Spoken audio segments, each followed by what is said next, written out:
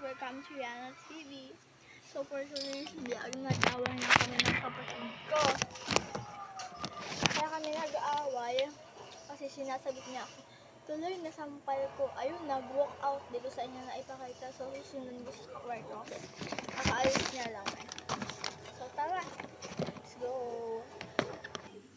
Susundan ko na siya guys.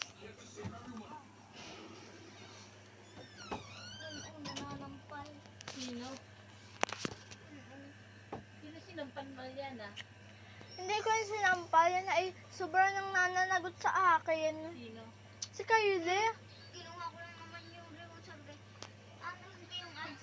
Sabi, akala ko may ads sa hulo, sabi, ay, Kylie parang tanga. So, iwag mo na nakita niya na. Yun nga yung sinabi ko, tapos pinahaba niyan. Ayan, inaano niya ako, inaasar niya ako kaganina. Ayan, nasampal ko tuloy. Inaasar, sinungaling. Ikaw na nanampal. Tama na. Ang nanonong. Ay, lagi ka. Ilap ka pa daan.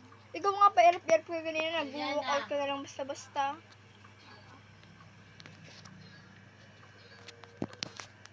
Ay, ate. Abay, ate talaga ako, Lola. Ayun lang naman talaga yung sobrang managot. Lagi yan. Pinagbibigyan ko lang pag nandyan si Mama. Hindi yun nanagot. Ay, nagsasabi lang ng... Kung nagsasabi lang siya, Lola. Pero kaganina, paano yan? May nabili. Ang malapit. Yan. Ay, gano'n kami mag... Ano? Magkano yung sobrang green? 20. Mayroong orange yan. Ay, yung kulay yellow. Wala po. Yan na lang. Sa chicharon magkano? Alin po dyan? Ano yan? Ito po. Baboy. Ito po. Oo. 7 po. Ay, yung piatos. 20 po. Ano lang? Lapat na lang. 40 po lahat.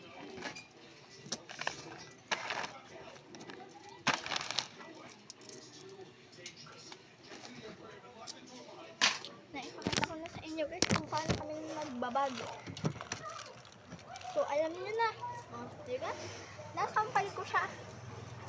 Ano na ang buong katotohanan. Dahil na, joke lang.